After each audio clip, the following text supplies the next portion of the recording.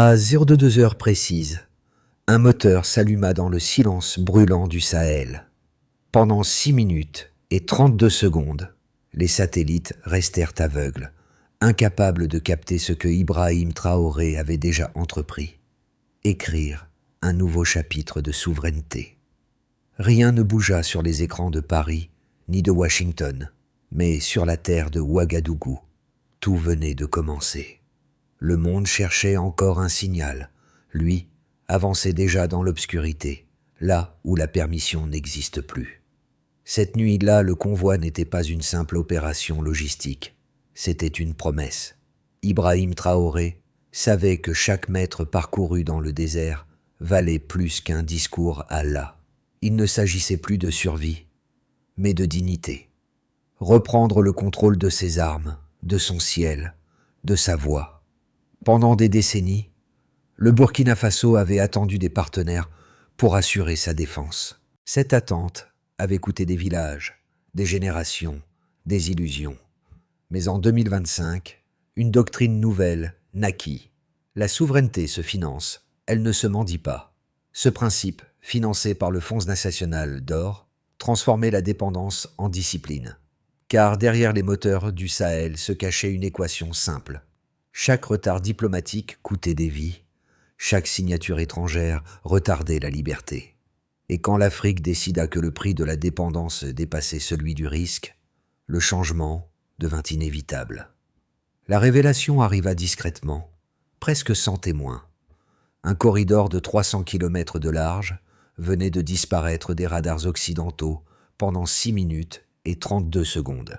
Ce laps de temps, insignifiant pour un observateur distrait, suffisait à Ibrahim Traoré pour redessiner la carte stratégique du Sahel. Quand les signaux revinrent, un convoi de 23 véhicules s'était déjà engouffré vers le nord de Ouagadougou, transportant des systèmes d'appui-feu chinois et un message que personne n'osait encore traduire.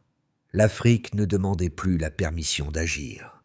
Depuis des décennies, le continent vivait sous la tutelle invisible de l'approbation étrangère. Chaque opération militaire, chaque contrat de sécurité, chaque prêt de matériel dépendait d'une signature extérieure. Les grandes puissances parlaient de partenariat, mais derrière ce mot se cachait une hiérarchie. Les décisions vitales étaient validées à Paris, à Bruxelles ou à Washington, pendant que les villages du nord du Burkina brûlaient en silence. Le capitaine devenu chef d'État connaissait ses retards, ses promesses en suspens. Il avait vu des garnisons vides, des radios brisées, des cartes tracées par des mains étrangères. C'est pourquoi il fit le choix de l'action, au lieu de la supplication. Le Fonds national de souveraineté, né en 2024, symbolisait ce virage. Financer la sécurité par l'or et la volonté, plutôt que par l'aide et la dépendance. À l'aube, le convoi atteignit un hangar fortifié. Les moteurs s'éteignirent un, laissant un silence plus lourd que le bruit du départ. Un jeune soldat murmura « Nous avons enfin quelque chose pour nous défendre ». Ibrahim Traoré répondit calmement « Non, nous avons enfin le droit de le faire ». Cette phrase, transmise plus tard dans les rapports diplomatiques, devint une frontière morale, celle entre l'attente et l'action, entre la tutelle et la souveraineté. Dans les semaines qui suivirent, Ibrahim Traoré ne chercha ni applaudissements ni justification. Il savait que le vrai changement ne se mesurait pas en déclaration, mais dans la manière dont un peuple se redresse. Dans les villages du Sahel, les murmures remplacèrent la résignation.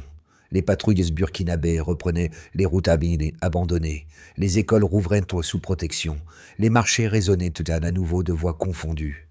La transformation, d'abord invisible, prit la forme d'actes quotidiens. Des soldats formaient eux-mêmes leurs recrues, sans conseillers étrangers. Des ingénieurs entretenaient les véhicules importés, sans attendre des pièces venues d'ailleurs. Chaque geste d'autonomie était une victoire silencieuse. Dans les chancelleries occidentales, le silence pesa lourd. Certains parlaient de insubordination stratégique, d'autres de illusions souverainistes. Mais sur le terrain, le mot souveraineté cessa d'être un idéal abstrait. Il devint une expérience concrète, palpable, mesurable, en kilomètres repris et en vies protégées. Les observateurs étrangers notèrent un détail que peu comprirent. L'ordre de Traoré était toujours le même discipline avant puissance.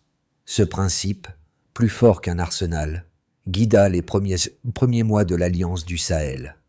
Dans chaque décision, il privilégia la retenue à la démonstration, la patience à la provocation. Car la victoire qu'il visait n'était pas militaire, elle était morale. Sous le soleil brûlant de Ouagadougou, il répétait à ses officiers « Nous ne cherchons pas à dominer, seulement à exister sans permission. » Et dans ces mots résonnait la promesse initiale « Que le respect commence là où la dépendance finit. » Tout commença dans la nuit du 10 octobre. À sa tête, Ibrahim Traoré observait le désert comme un champ de bataille symbolique, celui de la dépendance contre la dignité. Chaque moteur allumé représentait un refus, chaque kilomètre parcouru, une déclaration d'indépendance.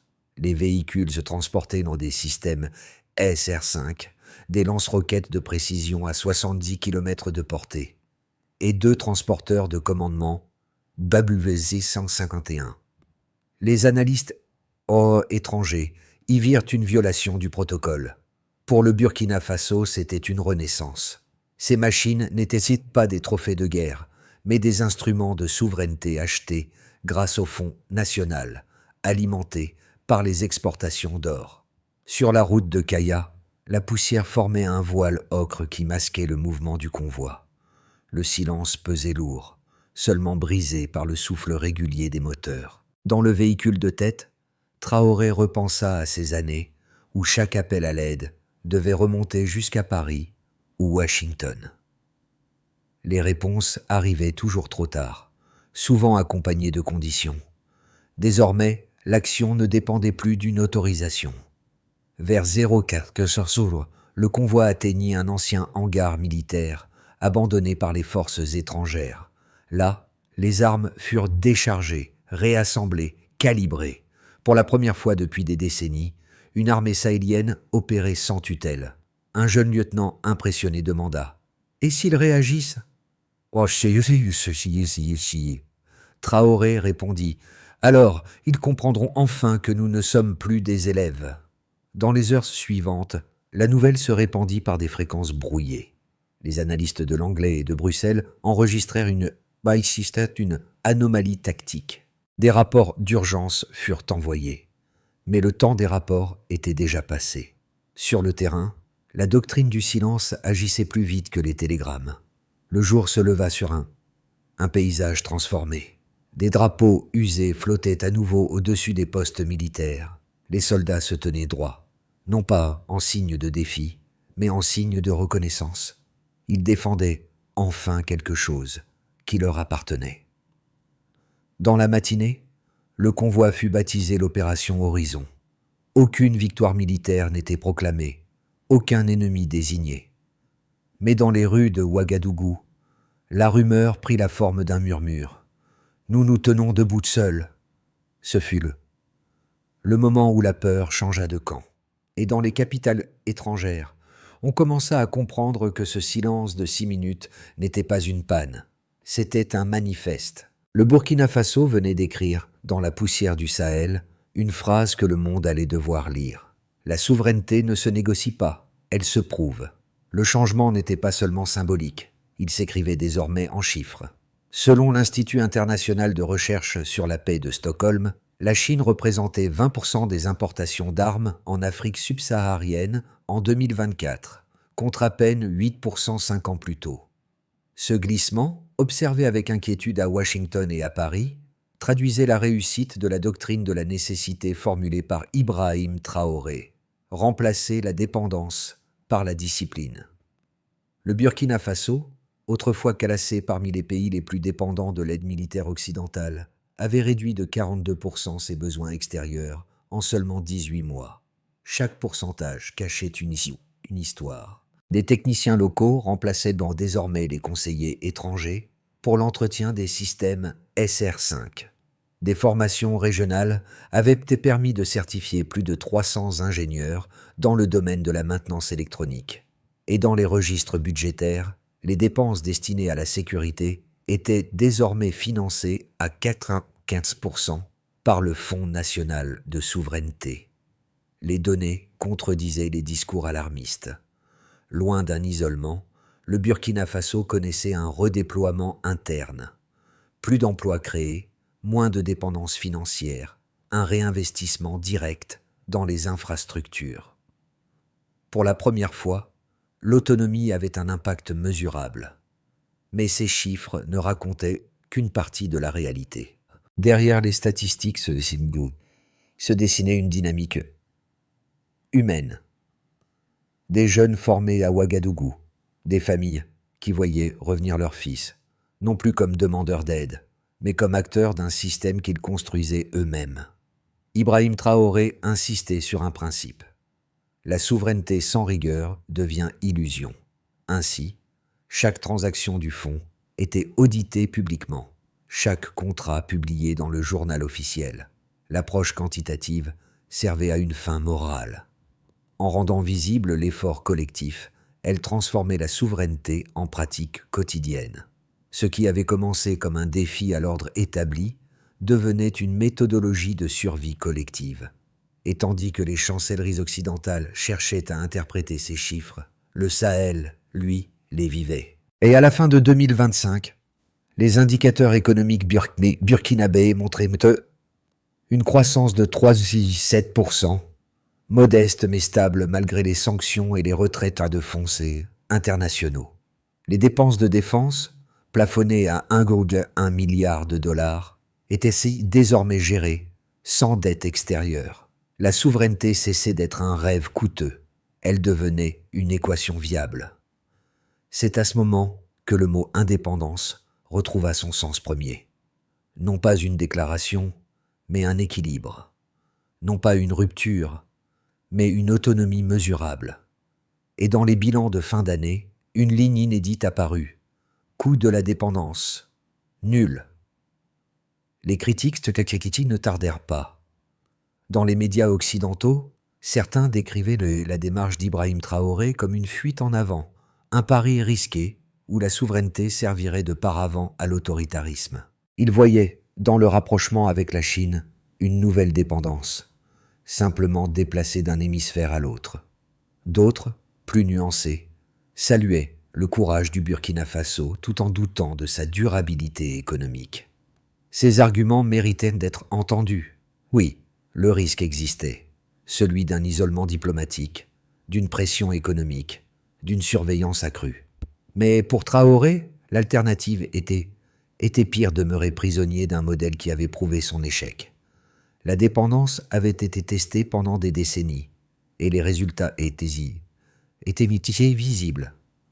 Des armées formées sans autonomie, des budgets financés mais jamais maîtrisés, des peuples assistés mais rarement respectés. L'opposition évoquait aussi le spectre d'une militarisation régionale. Pourtant, les faits racontaient autre chose. Dès les premières opérations conjointes avec le Niger et le Mali, l'Alliance du Sahel imposa une règle inédite. La discipline avant la démonstration. Chaque mission devait être validée par un comité éthique interne et observer des protocoles de transparence transmis à la presse nationale.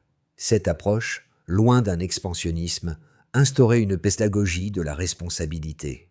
Les experts économiques, eux, soulignaient la fragilité du modèle financier. Mais les rapports du fonds montraient l'inverse. Les ressources minières et agricoles couvraient désormais 85% des besoins de défense, et les coûts logistiques avaient diminué de 7% grâce à la production locale. La doctrine de Traoré n'était pas un pari idéologique. C'était une équation de survie calibrée. En réalité, la critique la plus forte devenait sa meilleure preuve. Si les puissances s'inquiétaient d'un pays apprenant à se protéger seul, c'est que ce pays avait cessé d'être dépendant. Et c'est précisément ce que redoutaient ceux qui vivaient de cette dépendance. La dépendance est morte dans le désert.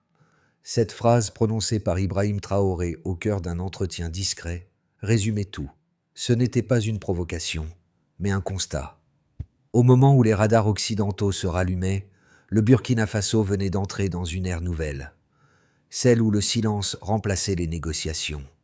Dans les mois qui suivirent, l'Alliance des États du Sahel prit forme non pas comme un pacte militaire, mais comme un contrat moral. 3 nations, unies par la fatigue de l'attente, décidèrent de bâtir ensemble leur sécurité. Pas de slogan, pas de drapeau brandi, seulement un engagement calme. Plus jamais dépendre pour survivre. Cette alliance, observée avec scepticisme depuis les chancelleries étrangères, fonctionnait sur un principe rare. Chaque soldat devait être formé non seulement à la tactique, mais à la retenue. Leur mission, défendre sans dominer. Dans un monde saturé de bruit, cette discipline silencieuse devint leur arme la plus redoutable. Le désert avait offert une leçon. La souveraineté ne se déclare pas, elle se prouve un moteur après l'autre. Les effets de la doctrine d'Ibrahim Traoré ne mirent pas longtemps à se manifester. Sur le terrain, dans les villes et les campagnes du Sahel, la transformation prit forme, visible dans 4 sphères principales: les nations, les entreprises, les citoyens et la région. Commençons par le Burkina Faso, car pour lui, le premier impact fut politique. Le pays, autrefois perçu comme dépendant de l'aide, devint un modèle d'autofinancement défensif. Les ministères restructurèrent leur budget, éliminant les postes soumis à des financements étrangers. Le Mali et le Niger, inspirés, mirent en place leurs propres fonds de souveraineté, cumulant ensemble plus de 3 milliards de dollars de réserves à la fin Ensuite, les marchés locaux, autrefois tributaires d'importations massives, commencèrent à produire pour la défense. Des usines de maintenance, construites à Ouagadougou et Gao, employaient près de 5000 techniciens.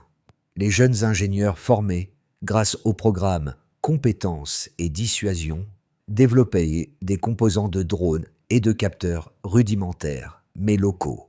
Les chaînes d'approvisionnement, jadis contrôlées par des firmes étrangères, se furent partiellement rapatriées. Cette industrialisation discrète augmenta le manufacturier de 2,1% en un an. Puis, pour les populations, la souveraineté devint un sentiment tangible. Les marchés rouvraient sous protection locale. Les enfants reprenaient le chemin de l'école. Dans les radios communautaires, on parlait désormais de confiance retrouvée. Les mères se disaient « Nos fils ne partent plus chercher la paix ailleurs, ils la protègent, ici ». Cette dimension émotionnelle, rarement mesurée, constituait pourtant la plus grande victoire du projet. Au-delà des frontières, le signal fut perçu. Au Sénégal, en Côte d'Ivoire, au Tchad, des gouvernements réévaluaient leur dépendance stratégique. À Bruxelles, le ton changea. On n'évoquait non plus des régimes rebelles, mais des dynamiques d'autonomie. À Washington, le département d'État publia une note interne admettant que le paradigme d'influence doit être repensé. Sur le terrain, le Sahel retrouvait un équilibre rare. Les forces de l'Alliance n'avaient pas élargi leurs frontières. Elles les avaient peut-être stabilisées. Le calme relatif observé dans les zones frontalières à la fin de 2025 fut, selon plusieurs observateurs neutres, le plus long depuis 15 ans. Les routes s'ouvraient, les convois circulaient, les villages reprenaient vie. Et dans le regard des habitants, une certitude nouvelle brillait. La paix n'était plus un don venu du Nord, mais une œuvre née du sable. L'avenir du Sahel, après la doctrine de la nécessité d'Ibrahim Traoré, se dessinait en 3 trajectoires possibles, chacune reflétant un équilibre fragile entre ambition et discipline. Imaginons d'abord le scénario de base. L'Alliance des États du Sahel maintient sa stabilité interne. Les programmes de formation et de transparence continuent. Les audits publics du Fonds de souveraineté sont publiés trimestriellement et la discipline reste au cœur de la stratégie. Les partenaires neutres Suisse, Suède, Kenya prolongent leur accompagnement d'observation. Le Sahel s'impose alors comme un pôle de stabilité mesurée, une force régionale sans impérialisme. une sécurité sans dépendance. Si les tendances actuelles se poursuivent, l'alliance pourrait s'étendre à 2 ou 3 pays supplémentaires. Une coopération économique viendrait compléter la défense, formant un corridor sahélien de développement. Les investissements internes augmenteraient de 15%, soutenus par des infrastructures partagées et des universités militaires devenues des centres technologiques. Dans ce cadre, la doctrine de la dissuasion évoluerait vers une philosophie du progrès, la discipline comme moteur de prospérité. Cependant, un autre chemin reste envisageable, reste possible. Les coûts d'entretien estimés à 1,1 milliard de dollars par an pourraient fragiliser le budget régional. Des tensions entre États membres sur la répartition des ressources, sur les priorités stratégiques risqueraient d'émerger. Un incident mal interprété, une bavure médiatisée, et la confiance pourrait se fissurer. Dans ce cas, l'Europe devrait choisir. Resserrer la transparence ou céder à la fragmentation. Traoré le savait. La souveraineté sans responsabilité mène à la chute aussi sûrement que la dépendance. C'est pourquoi il répétait à ses conseillers: si nous échouons, que ce soit par excès d'autonomie, jamais par manque de courage. Car l'avenir du Sahel, comme celui de toute nation libre, ne dépendait plus d'une protection extérieure, mais de la constance intérieure. La souveraineté, pour Ibrahim Traoré, ne se mesurait pas seulement en armes ou en budget. Elle se voyait dans les yeux d'un peuple qui relevait enfin la tête. À Ouagadougou, des jeunes diplômés revenaient des capitales étrangères pour participer à la reconstruction. Dans les marchés de Kaya ou de Dori, les commerçantes constatent désormais de stabilité, pas de survie. Le changement le plus profond n'était pas économique, il était psychologique. Les radios communautaires, longtemps silencieuses, devinrent le cœur battant d'un nouveau récit national. Des débats ouverts s'y tenaient sur la responsabilité, la dignité, la mémoire. Les citoyens ne se définissaient plus comme bénéficiaires d'aide, mais comme détenteurs d'un droit à la protection. Une génération entière découvrait qu'elle pouvait exister sans approbation extérieure. Des professeurs racontaient à leurs élèves l'histoire récente du convoi invisible. Des artistes peignaient les silhouettes des camions avançant dans la nuit, symbole d'un réveil collectif. Même les sceptiques admettaient que quelque chose avait changé, le ton, la fierté, la manière de parler de l'avenir. Mais Ibrahim Traoré restait prudent. Il répétait que la dignité sans discipline pouvait devenir vanité, et que le pouvoir sans retenue n'était qu'une autre forme de servitude. Son objectif n'était pas de fabriquer des héros, mais des citoyens capables de se gouverner eux-mêmes. Dans les villages reculés, les anciens disaient « Nous ne dépendons plus d'un autre soleil pour voir clair. » Nous. Cette phrase résumait ce que ni statistiques ni discours ne pouvaient décrire. Le retour d'une confiance partagée, patiente, enracinée. Le Burkina Faso n'avait pas simplement repris sa souveraineté, il avait retrouvé son souffle. La doctrine de la nécessité, pensée par Ibrahim Traoré, ne se limitait pas à un principe moral. Elle devint un plan méthodique. Le gouvernement burkinabé, soutenu par les structures de l'Alliance du Sahel, établit une feuille de route en 5 étapes claires: agir, former, auditer, produire, transmettre. Il fallait d'abord consolider les positions militaires sans provocation, sécuriser les routes logistiques et créer des zones de confiance autour des villes stratégiques. Chaque avancée devait être justifiée, mesurée, consignée. Puis, il convenait d'institutionnaliser la discipline. Les académies de défense devinrent des écoles de stratégie, de droit humanitaire et de commandement éthique. Chaque officier devait maîtriser la retenue avant la puissance. La transparence, quant à elle, fut rendue obligatoire. Les comptes du fonds de souveraineté, accessibles au public, furent vérifiés par des experts civils indépendants. Cette rigueur coupa court aux accusations de corruption et consolida la légitimité du projet. Ensuite, on chercha à diversifier les industries locales. Des ateliers de réparation devinrent des usines de conception. Les matières premières or, coton, céréales servaient désormais à financer la recherche et la technologie. Enfin, l'éducation fut redéfinie comme un instrument de défense nationale. Les écoles intégrèrent l'histoire contemporaine du Sahel, rappelant que la souveraineté n'est pas un héritage, mais une responsabilité quotidienne. Ibrahim Traoré le disait ainsi, « Nous ne cherchons pas à inspirer la peur, mais la continuité. » Chaque action s'inscrivait dans un horizon mesurable. Protéger, produire, penser dans cet ordre. Le jour se levait sur Ouagadougou, teinté d'un or pâle qui rappelait les premières heures du convoi.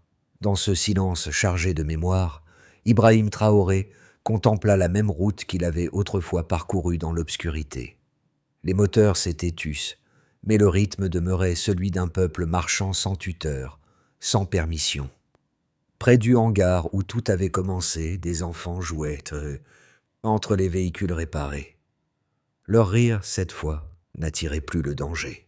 Il annonçait la paix, celle qu'on ne signe pas dans un traité, mais qu'on forge jour après jour. Chaque pierre remise en place, chaque école reconstruite, chaque geste de solidarité témoignait d'une renaissance patiente.